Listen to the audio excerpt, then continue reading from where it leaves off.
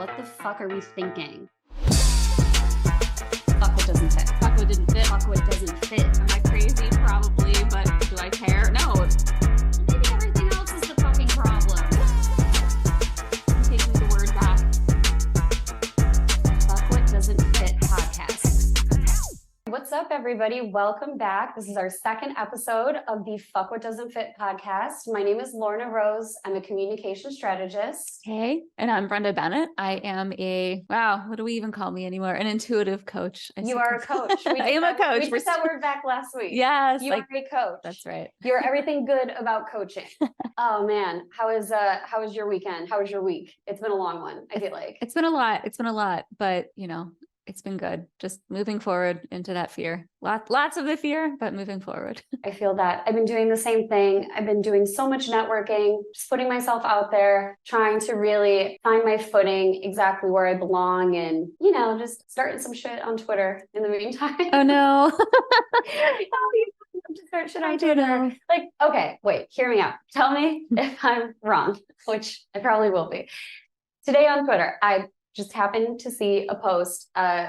She's a corporate lawyer. I don't know who she is. She just showed up on my timeline. Poor soul. And it was a photo of her in a private jet. And the caption was, "I don't think this will ever get old." So I quote tweeted it and said, maybe when the earth isn't inhabitable anymore because of the reckless behaviors of humans that sped up the process of climate change, maybe that's when it will get old. But her response to me was, "You're right. Climate change is all my fault. My bad." I'm like, okay. First of all, ma'am, that's a pretty conclusory statement for a lawyer. I feel like you should know better. Second of all, that's obviously not what I said, but you felt some type of way that you needed to take it there. Sounds like a you problem. And then I muted her because this isn't a conversation I need to have. But at any rate, that is, that's me. That's how I got my nickname of Mighty, because I have a mighty mouth. And in some ways, yes, I know that that's part of my personality and who I am. But in other ways, I do kind of hate that about myself. And I really wish I didn't feel the need to throw my meager 2 cents into places that it is absolutely not welcome. Why am I like this? Hashtag, it's me, I'm the problem. All right. Let's stop with the hating yourself part. That, I am not going full woo and hippy dippy trippy, love everything, everybody. But I think it's a common misconception. So it's not, you may dislike that part, but I think there's such an important learning that comes from understanding where we show up, how we don't want to show up anymore. Yes. I would love to not always show up as an antagonist on Twitter. But it's so hard not to when there's so many good opportunities to point out people's obtuseness. Is that a word? Because that's what it feels like. All right. Let's dive into the parts. Let's dive into the part that wants to make sure everybody is intelligent and speaking correctly. And okay, first let's talk about what parts even are, right? So yes. You're with me. Let's make sure the audience is. So really I really got this from Dr. Richard Schwartz, No Bad Parts. It's internal family systems. He's a psychologist, psychiatrist, and counselor who worked a lot with families. So really looking at how we relate to ourselves. And I think we all know that we show up as different people in different situations. So I'm different as a mom than I am as a friend and than I am as a wife. And I think that's just kind of like a known, we accept it, right? You can't show up the same everywhere. We show up a little differently in different situations. So, we don't sit and think that we have personality disorder because we show up differently in these places. But I think sometimes we have these different parts of ourselves where we're like, whoa, why did I show up that way in that situation? Or like, whoa, who was that? And there are these parts of ourselves that show up generally in situations and we kind of just feel like we can't control them. It's like it kind of feels out of character for who we are as our central person. And, we can start to kind of see these, I call them parts. I can't think of a better word for it. These characteristics of self that show up, and generally, like you said, it's a part that you kind of hate, you dislike, and you're like, what is going on here? I think parts is the right word for it too, because there actually was a point in time where I was genuinely concerned I had multiple personality disorder, or I guess they call it now dissociative identity disorder. Just that I was concerned, like, am I multiple different human beings? But no, you're right. Parts make so much more sense because however I show up in different ways, it's all still me. So It's you. still me at the Yeah. core, but why is it that that core, why does it show up differently in different ways? Mhm. And even this, with a small example of the private jet lawyer lady on Twitter this morning, I was like that as a kid. I've Mhm. always been like that. I can actually remember one of the biggest things that used to cause fights between my dad and his fiance when I was little was I was constantly correcting her. I was constantly talking over her or interrupting her to let her know that, oh, what you're saying isn't right, or you're not saying it the right way. Academics and intelligence and education were so heavily emphasized on me when I was little. I think now it's just become a part of my core is everything has to be done right. And I think going through certain parts of my life, like a lot of, the traumatic things that I went through, as long as I did things right, quote unquote, or as long as I said things right, that I would be okay, that I would survive, that I would make it through that. And that's a behavior that still continues to show up. That's a part of me that still continues to show up. But I think you brought up something really, really good. And that is that, you're like, this doesn't feel like me. And you brought up that I don't like this part. And, addressing the fact that it's not you. It is a part, even though it is a part of you as your authentic self is truly that deep core, knowing, loving individual that we all are born into this world to be. And then these parts show up when things happen to us and they step forward. So there are protectors. They step forward in situations where it's kind of like,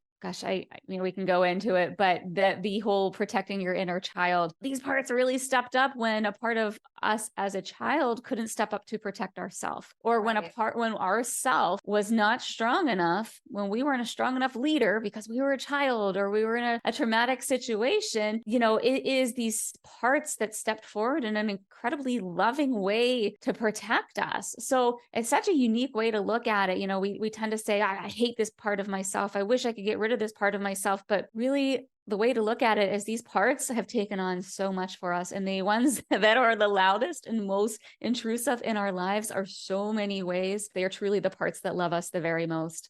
Now, they don't really manifest in a very helpful way. Many, many times they're the ones that we wish we can change. And when we can change them, they become our biggest allies. But at this point, I think it's just so important to recognize that these parts are not there to cause problems. They're not dysfunctional parts of self. They're parts that have stepped up and have just learned, I love talking about beliefs being habits of perception. It's just a habit for these parts to show up in a certain situation because they anticipate that something's going to happen, and they are trying to protect us, the authentic self, that core self, from things that we are anticipating happening. I think that makes a lot of sense, especially the part that you just said about how they show up when they recognize certain patterns, right? Or there's habits. These parts have habits that they show up in certain times when they're given cues. For me, it's seeing somebody post something on Twitter or in social media that when I read it, it's like, how can you be that? Like, how can you be so dense? Like, how can you be so ignorant? What do you mean flying on a private jet will never get old? It will absolutely get old when it's physically impossible for you to do that because the earth is on fire. That's when it will get old.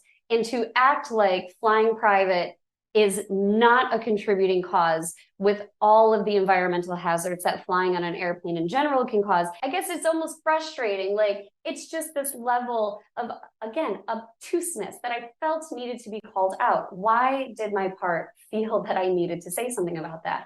Why?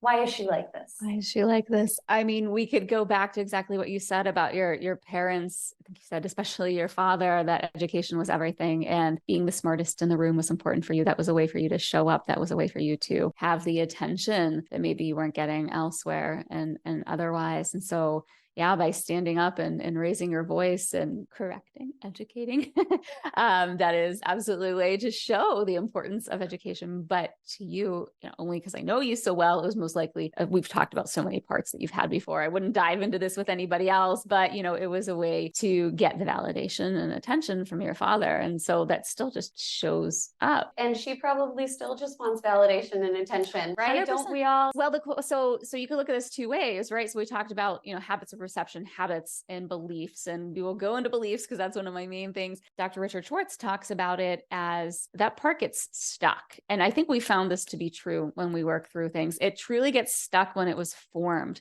It is almost as if that part still believes that Lorna is 7 years old. And it is, I will say, the weirdest thing I've ever experienced, but going in and talking to a part, which is a way to resolve and to integrate the part to self, talking to it, they truly, and it sounds insane to be saying it, but you can talk to parts. They really do, when they speak to you, think that you're much younger than you really are. And so it's not just recognizing a pattern, but it also does not realize that you're older. You haven't shown up as a leader to this part because you haven't spoken to it, acknowledged it, etc. You haven't brought it along for the ride. It's almost like it's just kind of like in the sidecar beside you, just riding along. It has no idea that you've changed. And the only time I do acknowledge it is in conversations like this, where I talk about how much I dislike this about myself and how much I wish it could change. And it's probably not very helpful for that part to hear. No, it's not, but it's not helpful for the part to hear, because the harder you fight against things, I don't know, again, here's another subject, the war on drugs. The harder you just push back and fight against things because they're evil and they're terrible. I mean, that part is there trying to protect your authentic self. Of course, it's going to fight back even harder. So the more you try to hate yourself into compliance, and the more you're like, man, I hate this part of myself, that part is getting super offended because it's like, oh, more attacks. Cool. I'm going to protect that inner child. I'm going to protect truly what it is that authentic self, that loving, caring, whole part of self that these parts are trying to protect. I know a lot of people talk about the inner child, specifically in terms of trauma, right? That, and there's a whole bunch of different, philosophies and treatment modalities, and we're definitely not getting into that. For our purposes, I do feel like there's a lot of weight to your statement that the parts kind of get stuck in that age and in that place where they were first formed. And if we're using the example of my smartass part that absolutely needs to speak up and make sure her voice is heard when it is completely unnecessary for her to do so, she definitely formed at a time when my dad started dating someone. For the first 6 years of my life, he was just my dad. He started dating someone. He started dating someone with a child who was my age, who was definitely not at the same academic level that I was at, having grown up with this huge emphasis on education. So I had nothing but opportunities for this super smart ass, smart mouth part to flex and to show how smart she is and to show how much she knows and show how much better and get attention from your father. Get attention from the next person. That part stops seeing positive reinforcement. It's almost like that part of me, she's still so active. So when I see things, when I see misstatements or even just ignorant statements online, it's so hard not for me to respond to them and throw my 2 cents in, because to that part, that's still very valuable. That was still what got us through, and how she protected me and that child in me all those years back then. So we talked about the different definitions of trauma and how, the way that I see it doesn't align and makes me very uncomfortable to talk about trauma, especially in the capacity of a coach. But actually the way that I teach and the way that I really see this working is that really our parts come about from the beliefs that we established, whether we are getting those beliefs from other people or whether those beliefs are something that we have brought on as our own based on observations at a time in our life. We establish, again, these habits of perception. We establish these beliefs. And when that belief is established, we have parts of ourselves that start to act in a certain way to uphold that belief, to protect that belief, or to protect us from what that belief means. Like you said, it doesn't have to be trauma or traumatic in the traditional way that we understand that word to mean, right? It can simply be, you get into a fight or an argument with your friends. Now, you don't trust anyone. You feel like everyone's out to get you. You have a hard time forming new relationships in adulthood because that part of you still very much believes that your good friends are eventually going to turn their back on you or talk about you behind their back. Oh, you mean like I have the belief that I look absolutely stupid when I run because my friend in 6th grade when we were at Kennywood, for my Pittsburgh people, and I'm running to catch up to her and she tells me how dumb I look when I run. When I was in 6th grade, I still to this day, if I catch myself at the gym running in the mirror, I automatically believe I look stupid and I should stop. So, oh my God. Yeah, no. So, all right, let's take it back. So, as you think about trauma and as you think about parts, I know that in No Bad Parts by Richard Schwartz, he talks a lot about trauma causing a lot of your parts to come forward. We need to think of it not just as these very large traumas where something stepped forward and we disassociated and we have a part that was taking on things. This happens in your day-to-day life with these little T traumas, with any trauma, right? You talk about yourself all the time. So I'll talk about the fact that growing up, my dad and I weren't terribly close. He was pretty critical. Definitely was all about the grades, et cetera, et cetera. And so, as I developed into a teenager, I just didn't want to hear it. I didn't want to talk about it. Right. And so I became very curt with him and very short with him in our interactions. And this is just, it went on and on. And, as we've gotten older, my dad has done a ton of self-work on himself. He's a great guy. We're much closer now. And for the longest time, I wanted to establish that relationship with my dad and get very close to him. But every time he would talk to me, I would still show up and be incredibly spicy. And I'm like, what the hell is going on? Like, I love this man. I want to reestablish a relationship. And yet every time he opens his mouth, I become a 13-year-old bitch again. That part of you recognizes a similar pattern of circumstances where they've showed up for you in the past to protect you, and you just can't help them from showing up now. Yeah, because they're still operating on their own. But you can't help them until you make them conscious. Yes. You can help that part. And that is a whole other episode and a whole other series of really, really deep work to be done. But, you can absolutely recognize these parts.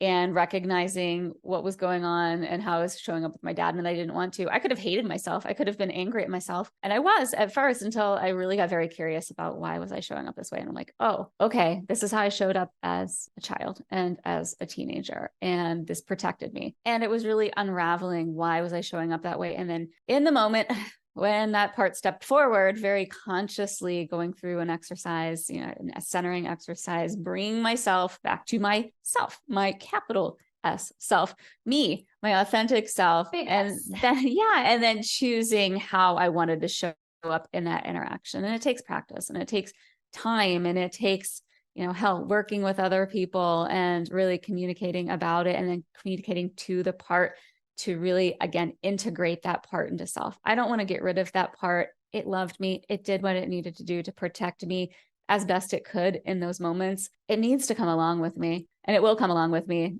You wouldn't cut off your arm if you broke it, right? You're going to heal it. You're going to bring it back to wholeness. And that's exactly what parts work is. That was one of the most valuable things you taught me. A practice that I still do is I write notes to my parts. When I feel myself struggling through a situation, I work on it. I talk to my part because, again, we've done all of this work before already. So I've already got the tools. And then when I'm done, I make sure I actually write myself. I basically write myself a love letter. Biggest example is over the summer when I felt so stuck and I wasn't sure what I wanted. One of the things that I was floating out there was maybe I need to go get my PhD. Maybe I need another degree. Maybe I need to go back to school. And you very compassionately walked me out of that spiral. But what it led me to was investigating, why is my answer go back to school? Well, now we know why, because ever since I was little, there is a part that exists in me that believes the most important thing I can do is be educated. So if I'm feeling stuck or if I'm not moving forward or I don't like where things are, I can just go get more education.